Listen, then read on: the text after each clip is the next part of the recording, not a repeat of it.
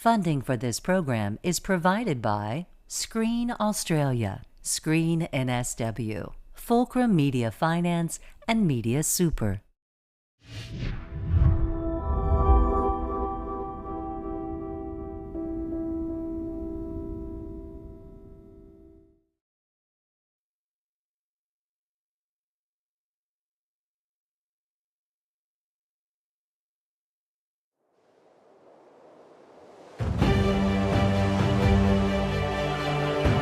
For over 30 years, Mercy Ship's floating hospitals have been delivering free surgery to the world's poorest countries. 5 billion people don't have access to timely and safe surgery. This year, the Africa Mercy is returning to the West African nation, Benin. It's a country rich in history and culture.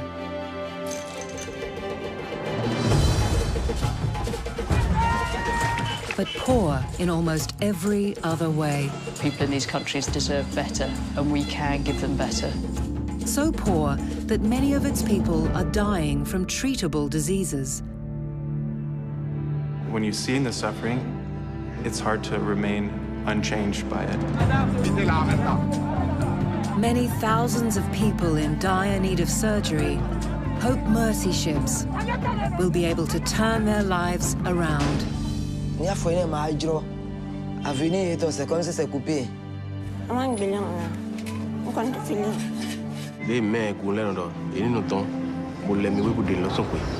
patient's dreams are shared by the hundreds of Mercy Ship volunteers from over 40 nations. She's beautiful.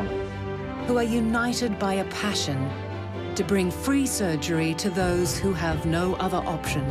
How can you turn away and just get on with your life? Thank you. Those that are chosen could have their lives transformed. All of us need hope.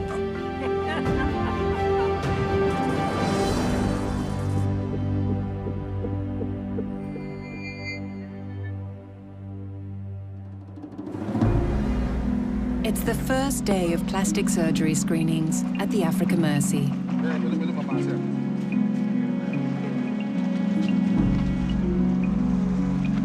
Patients with conditions ranging from growth abnormalities to burns wait anxiously to be seen. Inside the screening tent, Dr. Tertius Venter has the difficult task of deciding who will earn one of the limited spots for surgery on the ship. I think the patients that really touches my heart most is the children, and especially the ones with burns, because you know what they've gone through. Africa has the highest rate of pediatric burn injuries worldwide, but appropriate medical care is severely lacking. They had nowhere to go at the time of the burn. They had no painkillers.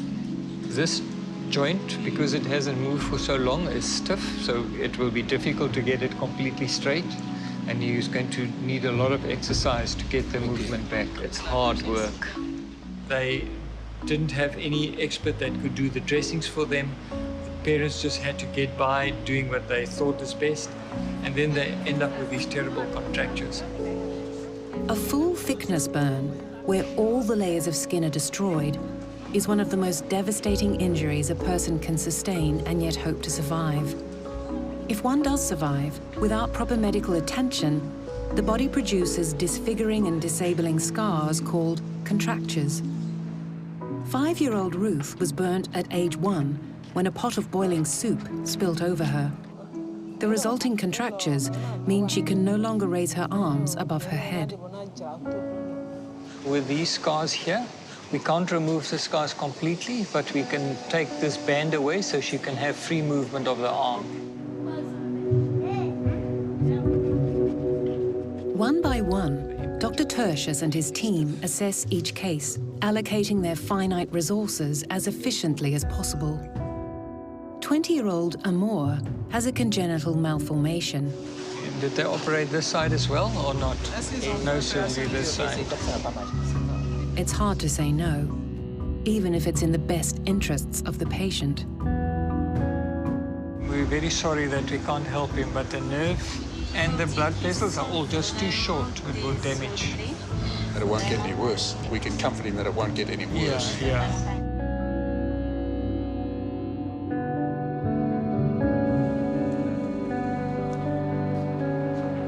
The part on his face, has this been growing bigger?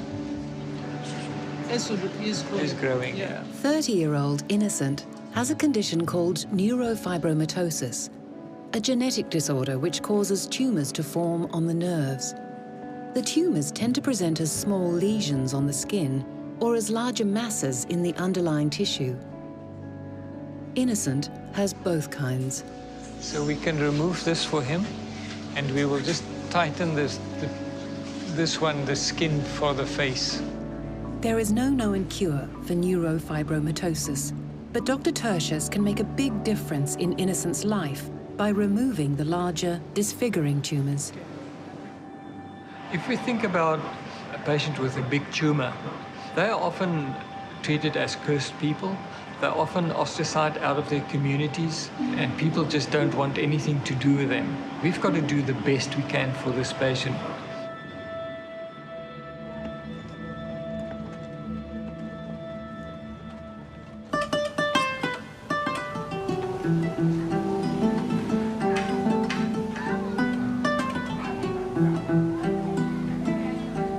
Innocent runs a barber shop in Cotonou, where among his regular clients is his older brother, Coffee.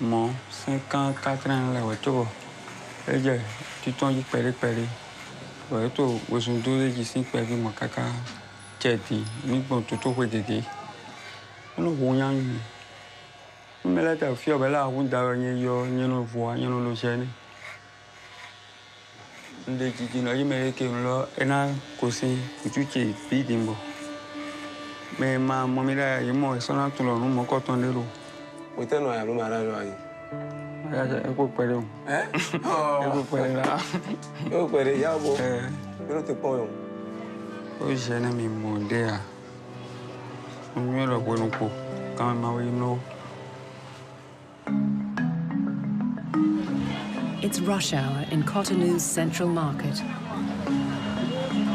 For children like Ruth, the scars of a burn are not only physical. Post-traumatic stress disorder and social isolation are also common.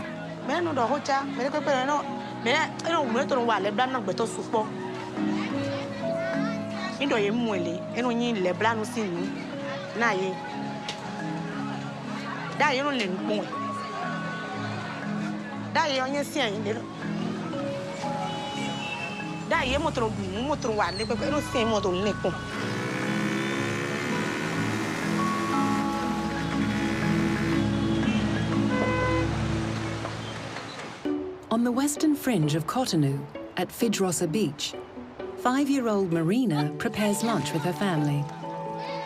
In low-income countries like Benin, the majority of burns occur at home, where people tend to cook with open fires.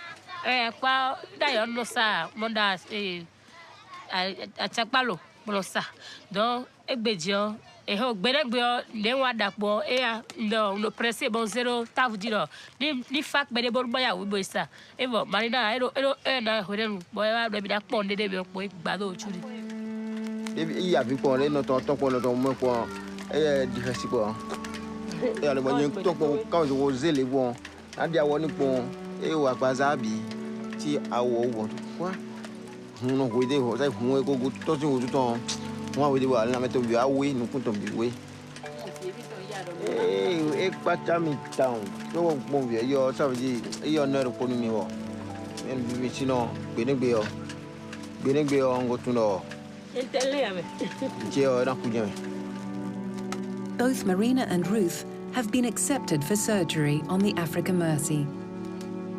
If their treatment is successful, it could have life-changing effects for them and their families. Almost everyone who works on the Africa Mercy is a volunteer. They've put their paid jobs and their lives on hold to serve the people of Benin. For anesthesia supervisor Brian and ward admin assistant Jamie Barkey, that meant bringing their children with them. You ready to get up for school?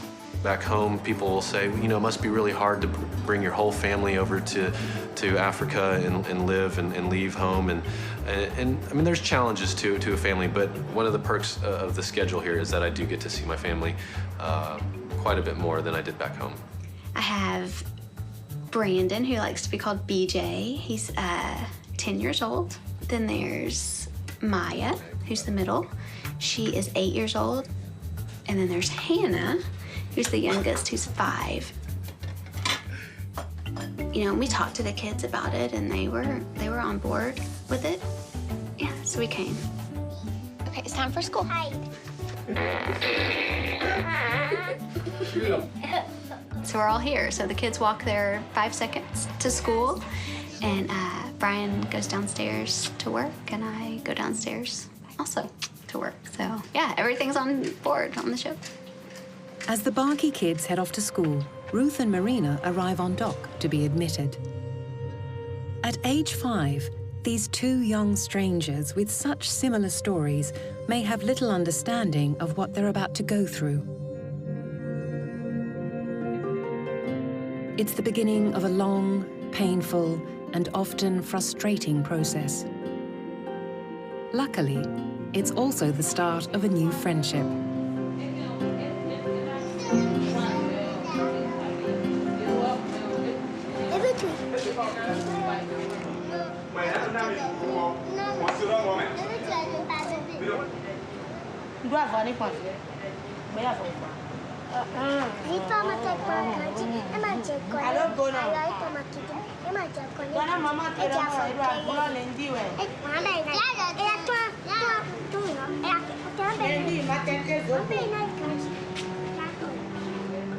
It's not so often that we get it that they've got such similar injuries, similar age, and similar operations on the same day. And knowing the other one is experiencing the same is going to be great for them. It's really someone that they can identify with and realize they're not going through this whole thing on their own. Today, Ruth and Marina will have long overdue surgeries to begin the process of restoring movement to their arms. Good morning. Bonjour. How are you today? Ruth is prepped first with a little gentle bribery.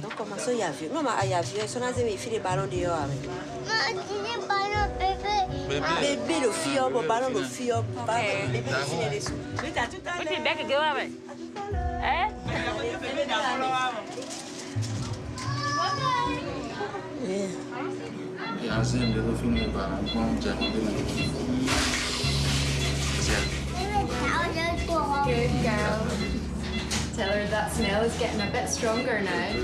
Supervising the anesthesia approach for both girls' surgeries today is Dr. Brian Barkey.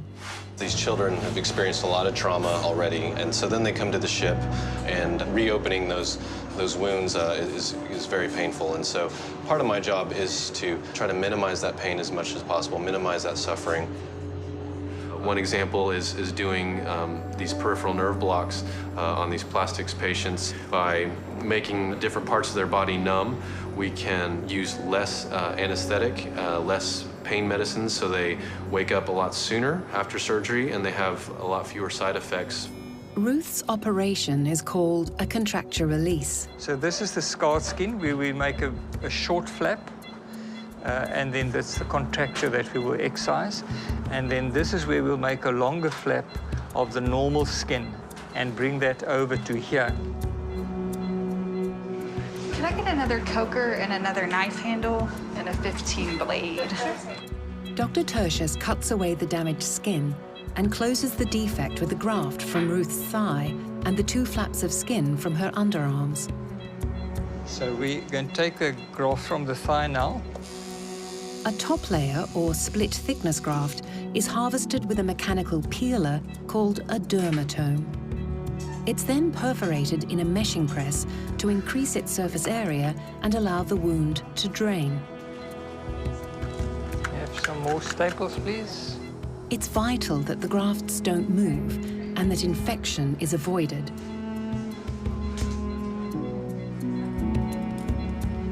As Ruth's surgery wraps up, it's now Marina's turn.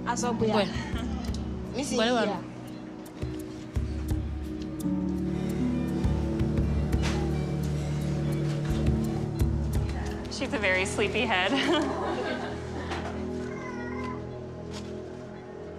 For Dr. Tertius, it's an almost identical procedure and the same anesthetic approach for Brian. But no two patients are ever the same. As Dr. Tertius gets started, Brian checks on Ruth to see if the pain blocks he administered have worked. From an anesthetic standpoint, this is a victory for us because she's had a lot of surgery done, but we blocked the leg and then we blocked both sides of her ribs, and now she's sleeping comfortably, and so I'm very happy for her, very pleased. With just the one contracture to release, Marina's surgery is over more quickly. But as she's wheeled into recovery, it's soon clear that something is wrong.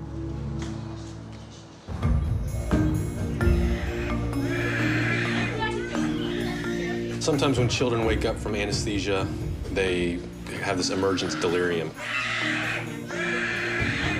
Emergence delirium is a dissociative state that affects about 1 in 10 children, although what causes it isn't known.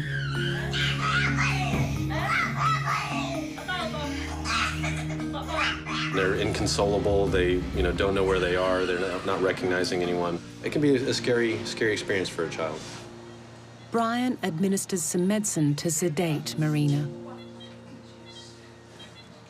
The delirium may be over, but as Marina is carried back to the ward, her discomfort has only just begun.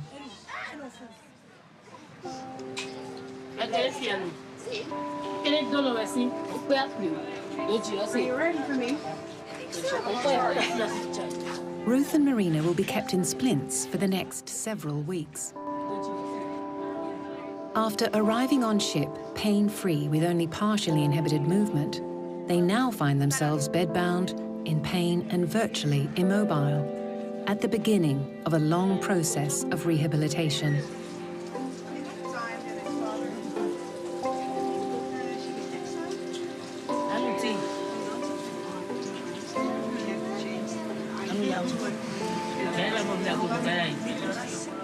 At least there's room service.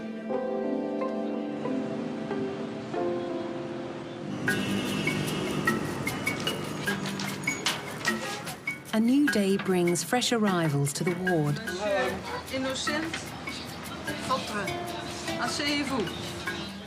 Innocent is here to have his larger or plexiform neurofibromas removed. We'll just let you settle in and then we'll take you to have a shower and get ready for your surgery.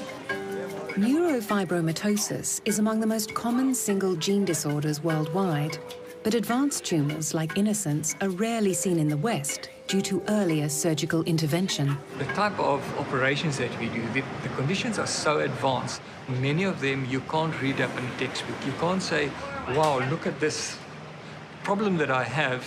How am I going to handle that? I'll have to go back to the textbooks and see. It's not in the textbooks. So you've got to work it out. One of the main challenges with Innocent surgery is that these tumors are notoriously vascular, drawing high blood supply, especially on the face where life-threatening hemorrhage can occur. He's basically got three, one on the side chest wall that we've taken out and closing up.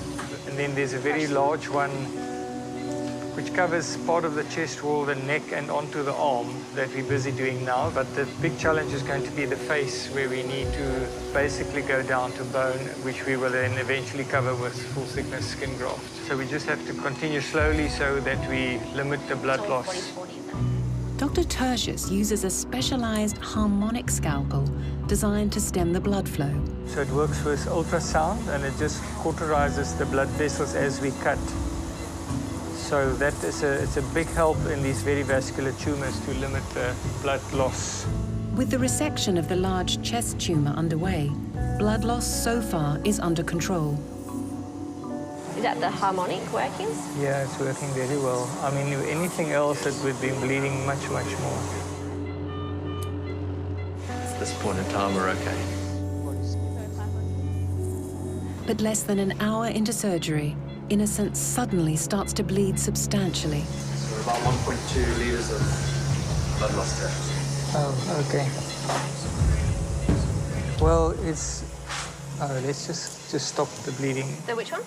And then some more Stacylon. Some more just get some bleeders stopped there. Anaesthetist Eric Anderson calls the lab for the first unit of crew-donated blood. All of our blood that we use on the ship comes from our crew members. Sometimes we have to draw units the same day as the surgery, and so we'll kind of have a mixture of some that has been on the shelf and some fresh blood. Eric, just call me when you're ready for the next one. By the time the tumor on his chest has been removed, Innocent has lost about a quarter of his body's blood volume. The facial tumor, where the worst bleeding is expected, is still to be done.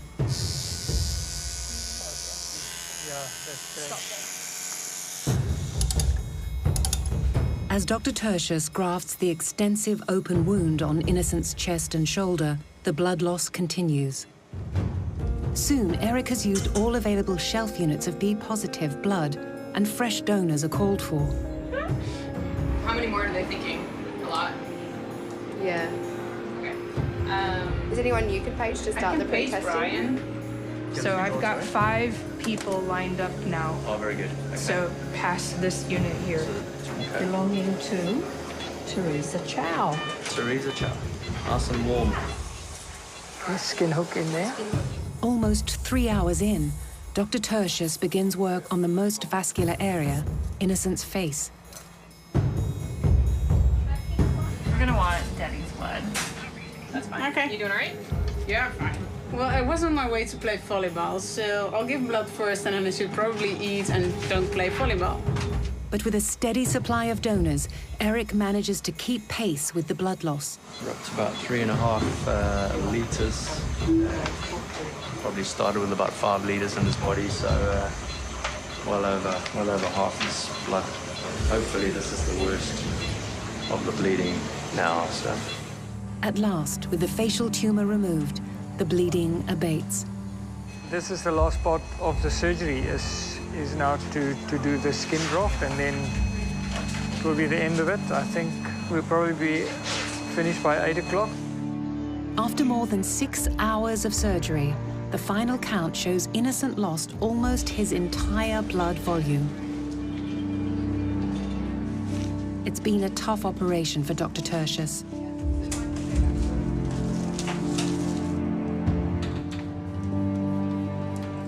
Working here with very advanced disease is obviously tiring.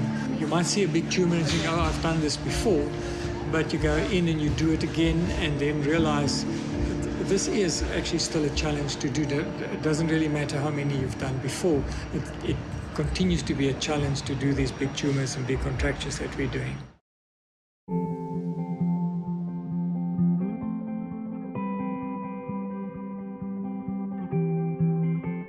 My name is Rodrigo Fraga. I am from Brazil. I've served with Mercy Ships for about 12 years now. I currently serve with Mercy Ships on the Maritime Safety Instructor role. I volunteer with Mercy Ships because it's an unique environment where I can use my maritime skills to serve, and I also can serve on board the ship with my family. I can expose not only myself but my kids to what a lot of the world has to offer, and not just what we see back home. My immediate family is on board with me a lot of the time, and my extended family supports what we do, even financially. Our church supports us also from back home. So we are very grateful for all the people who've been in the mission with us all these years. A highlight of my experience on board has been with the deck department and sailing the vessels. I was able to be on the last crew of the Anastasis in 2007 when we sailed her over to India on her last sail. And I was also able to do the maiden voyage with the Global Mercy and be part of the team in China who did the last preparation before sailing from China all the way to Belgium on her maiden voyage. Volunteering with Mercy Ships is great. It's been a life-changing experience for me, for my family. I've made incredible friends and had experiences that I would never have otherwise.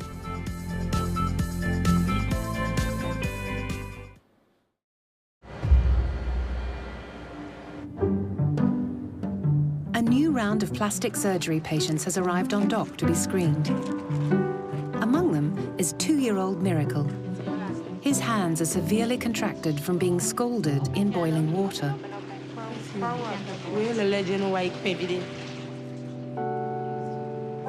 Miracle's contractures mean he only has partial function in his right hand and virtually no function in his left. Okay, see the other hand? Does he play the drums? Okay, I know about yeah. Yeah, very good. And does he like to dance with it? I know about when I do it, and I do it as well. I don't do it. Okay, he can play for you, then bet you dance. Good. So we have some drums he can play when his hands are healed. Okay, more a lot of 4, it was only 4. Mulher boy na ho. 1 hour west of Cotonou, in Ouida, Miracle watches his father play drums with his dance troupe. Un miracle, mon père, fiché. Non tanto ma me, non è non un ho già un ton di non ba manasi qua, mana ho. Miracle is too young to understand that without surgery, he may never play drums like his father, or that his injury is a source of conflict for his parents. Il a besoin pas j'ai une bonne temps pour mi gbe mi de a so pas si bo de agba won no ha encore yi village ton. Donc jour in sun na ayi yo. Oblo no we oblo au moins 3 mois. 2 mois lo le yo. Isu gbe da sin wa domingo a. Ora. Alors tu te point te ka bo alors do nu le bo chile ayi. Parce que nous font bon nous mi mo ba lo ton mo. The stigma of disability can be a heavy burden. Hopefully for Miracle, surgery now will mean it's one he never has to carry.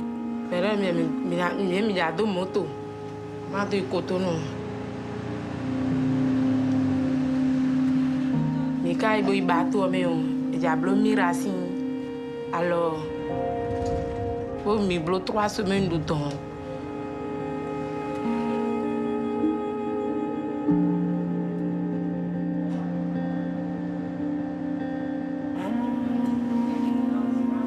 These measurements, it's easier when he's asleep.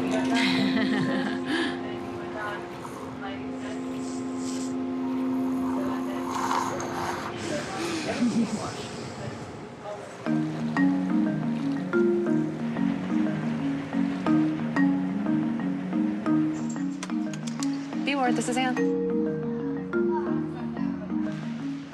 8 days after Ruth and Marina's surgeries, it's time for their first dressing change.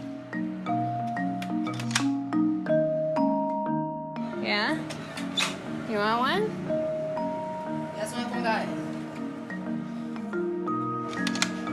For the dressings change team, working with children is the art of distraction. Until the surgeons arrive. With skin grafts, this first look beneath the bandages is when the surgeon gets to see the success or failure of their work. It's okay. If there's an infection or the grafts have failed to take, it could mean starting all over. Can you tell her when the new dressing is on, she won't be itching anymore?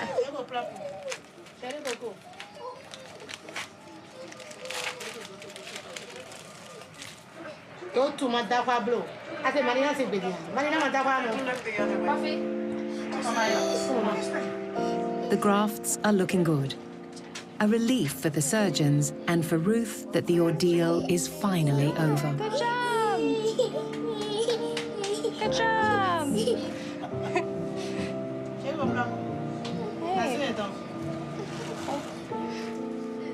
Woohoo! Yay! Bravo!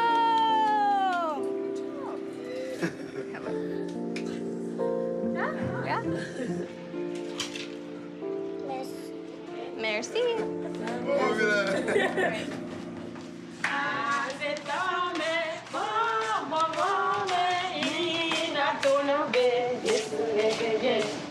Next, it's Innocent's turn. It's been 7 days since his surgery. Can you ask him to keep the head still like this, not to move the head? This time, it's not just Dr. Tertius who's anxious to see the results. Tell him when we've taken everything down, we will let him look. But now he must keep the head up.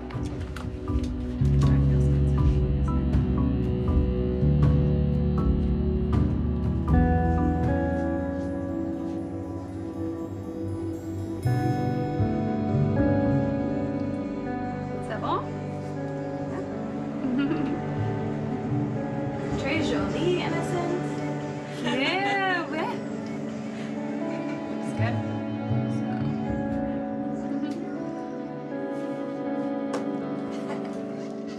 After his first night on the ship, Miracle is collected for surgery to open the contractures on his hands. Cutie pie, here.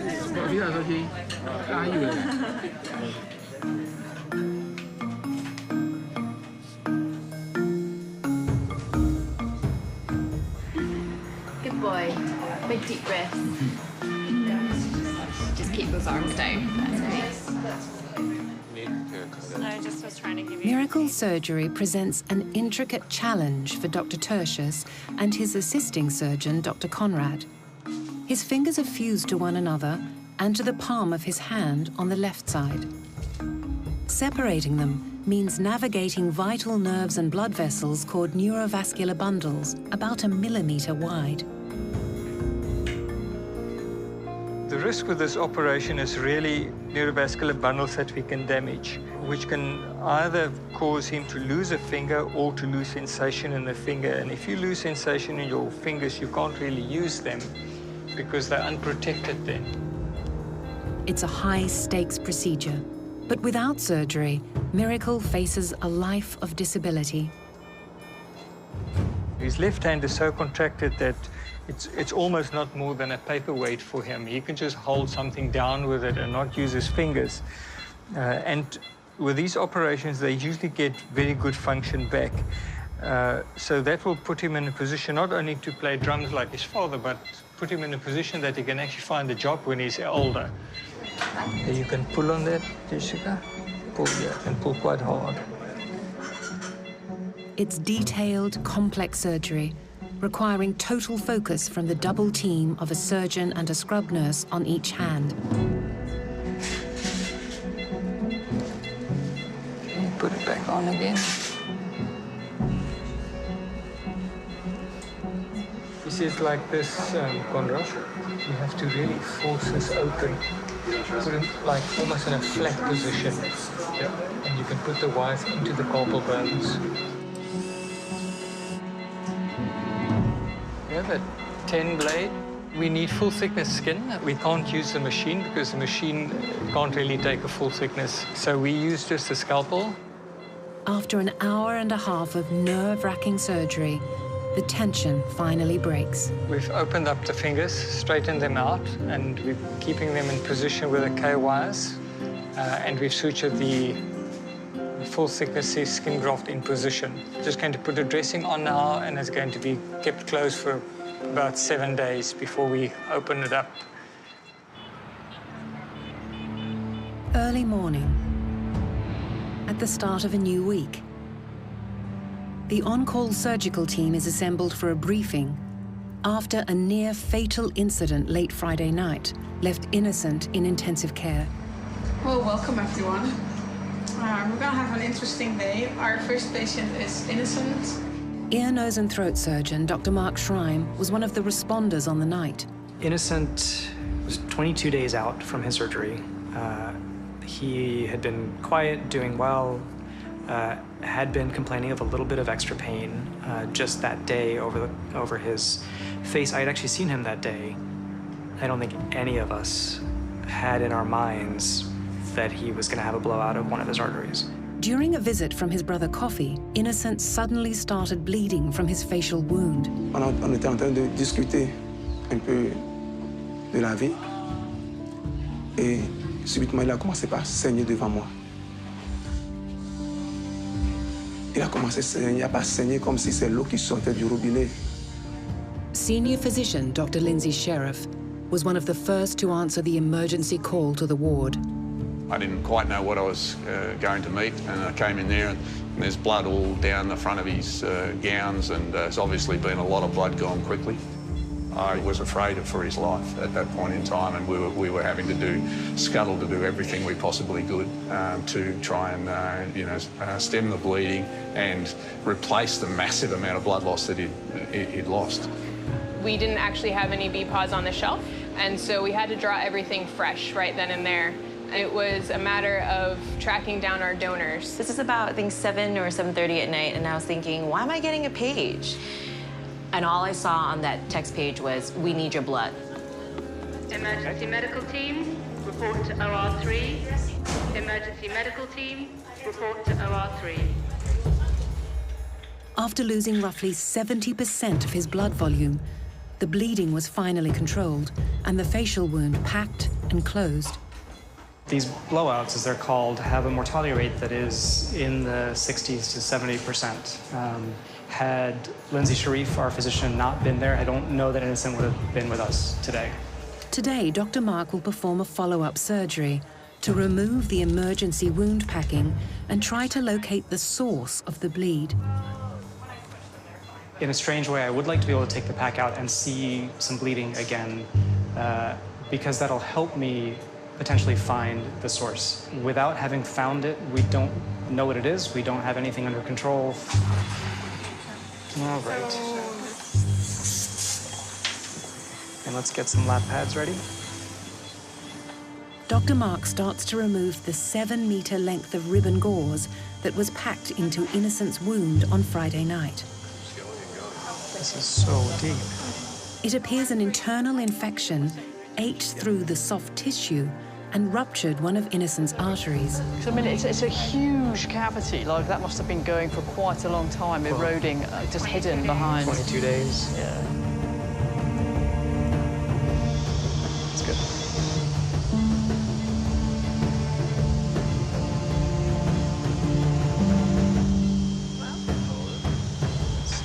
Good. For my next trick. The last of the gauze has been removed, but there's no sign of fresh bleeding to help locate the source. I see nothing. I can feel his carotid. The source of the bleed is hidden by inflammatory tissue, and Dr. Mark is reluctant to dig deeper.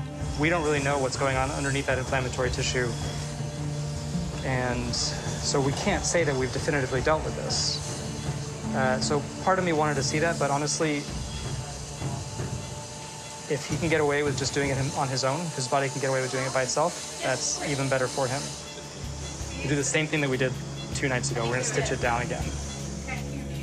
Dr. Mark repacks the wound, hoping Innocent's body will continue to heal itself. But there's no guarantee the events of Friday will not repeat themselves. That's good. There is the risk that we haven't definitively treated this, which means at any point between now and the next time we're in the operating room next week, he might open up again. We haven't really dealt acutely with the thing that would be causing this. In the meantime, Innocent will be kept under close observation.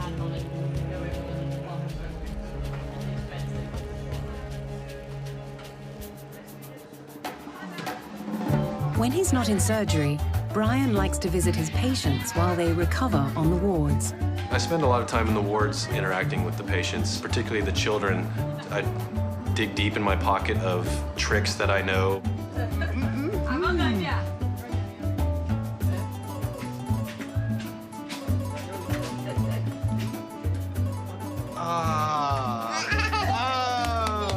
very important to Jamie and I that we be involved with the patients and that we get our kids involved. But it was actually a little comical the first several times we brought the family down to the wards. I think Hannah almost drew blood on her arms because she was just so terrified and would not let go. But we still persisted on bringing the kids down, and really there was a transformation for the children. They started visiting the wards. It was really a beautiful transformation, and it went from, you know, why do we have to go down to the wards to, you know, come on guys, it's 9 o'clock at night, you've got school tomorrow, we need to go back to the cabin. So seeing that was pretty amazing. Oh, no. Good job. Mon ami, bonjour. Ça va? Ça va bien? Almost a month since his near-fatal blowout, Innocent is due for his daily dressing change. Are you having any pain? No? Oh, good, good. It's good to see him smiling again. He's had no recurrence of severe bleeding, and his body has continued to close the wound cavity itself. We've been doing his dressing every day, and every day you just pack less and less. So he's healing really, really well. He's a very patient man.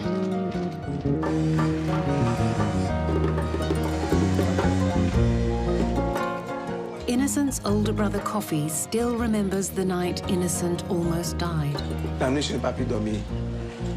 Que je me sentais un peu coupable de la vie d'Innocent, que j'étais le responsable. Je rejetais cette foi parce que Innocent devait avoir la vie sain et sauf. He still struggles with a sense of guilt for the suffering his brother has been through. Oui, Innocent ne voulait pas venir dans le bateau premier à bord parce que dans les années passées, quand on lui a travaillé, il a senti un peu de douleur. Et je lui ai parlé de ça, il m'a accepté.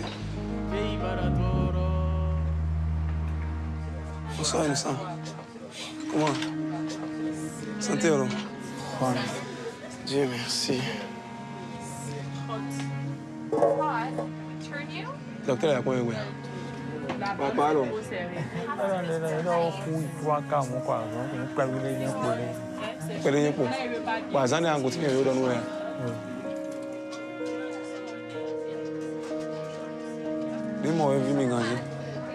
En tant que grand frère d'Innocent, je veux qu'Innocent soit guéri totalement de sa maladie. Hein? Donc on a bien mis beaucoup de courage. Hein? À connaître on a fortifié, on a compté au monde. Hein? Donc de courage. Hein?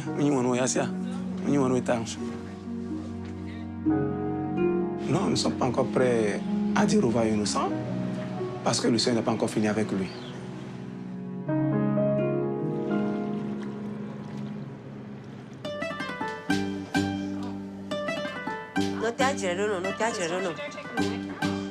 In the inpatient treatment room, it's Miracle's turn to have his dressing changed. He's very curious.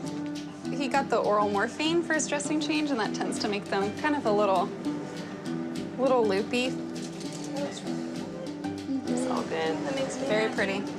And this one is actually improving because this third digit had some open areas. His grafts have taken well after almost 3 weeks of immobilization with metal wires. We'll take the K-wires out, and then therapy will start working with him on moving his hands, which he's actually already, like, when we take this dressing off last time, he just started moving them right away. So I think he's very eager to start using his hands, which is great. We should just give him a drum after he's all healed and let him go to town. Yeah? With the first important stage of his recovery behind him, Miracle's dream of playing drums like his father is now within reach.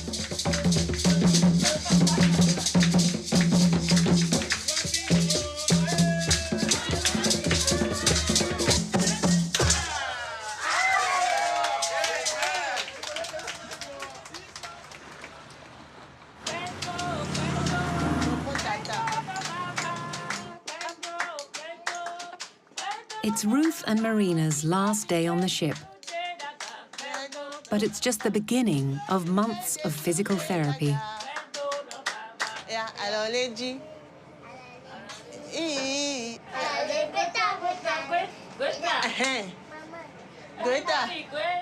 We are basically using play to try and engage them in exercise. So we're basically using bubbles, music, dancing, anything we can to try and get them to lift their hands as high as they can. That is their exercise program, is just lifting their arms above their heads.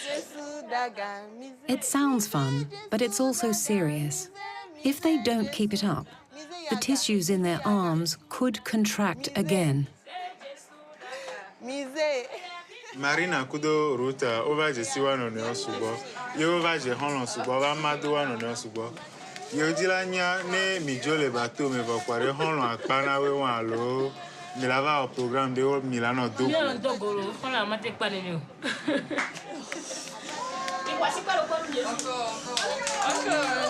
Just keep going, keep going. One more time, man. It's time for Ruth, Marina, and Miracle to leave the ship. When patients leave, after, we've become friends with them, it's really hard.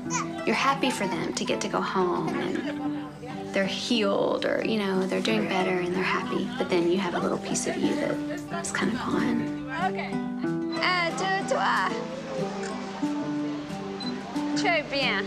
Merci beaucoup. Oh, très bien. Bravo. Oh, I'll miss you.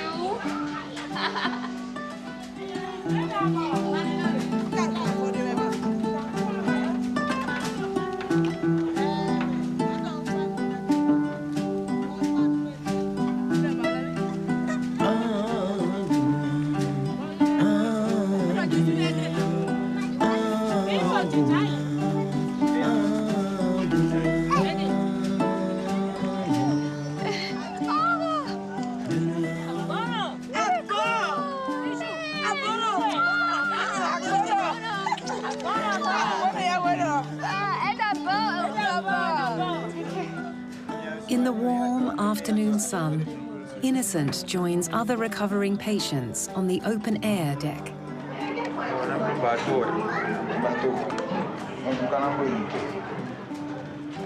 He's not well enough to leave the ship, and may not be for several months more, but he's on the mend. There you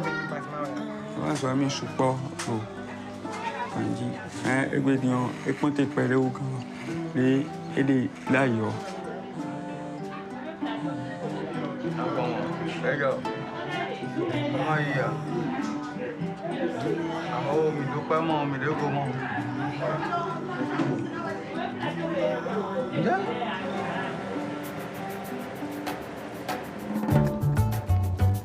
Almost 6 weeks after his surgery, Miracle is back at the ship.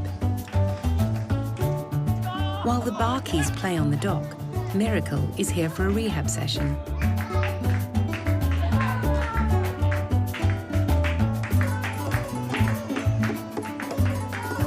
His hand is looking better, for sure, and he wants to use it. So that's all I need. That's all I need to see. That makes me happy as his therapist. 2 months since they first met on the ship, Ruth and Marina's families gather at Fidrosa Beach for lunch.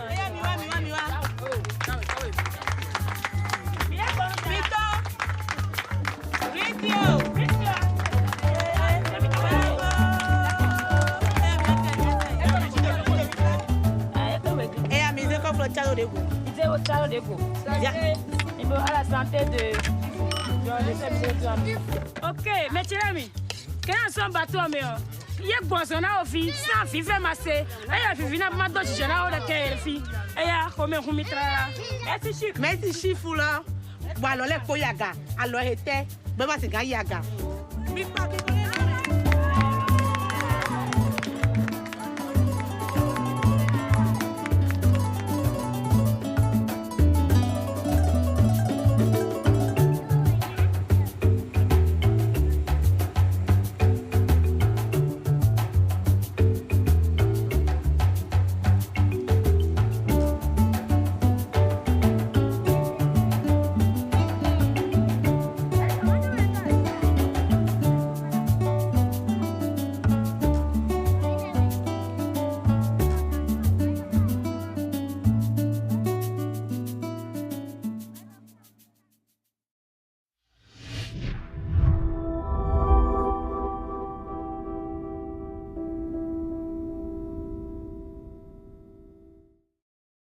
Funding for this program was provided by Screen Australia, Screen NSW, Fulcrum Media Finance, and Media Super.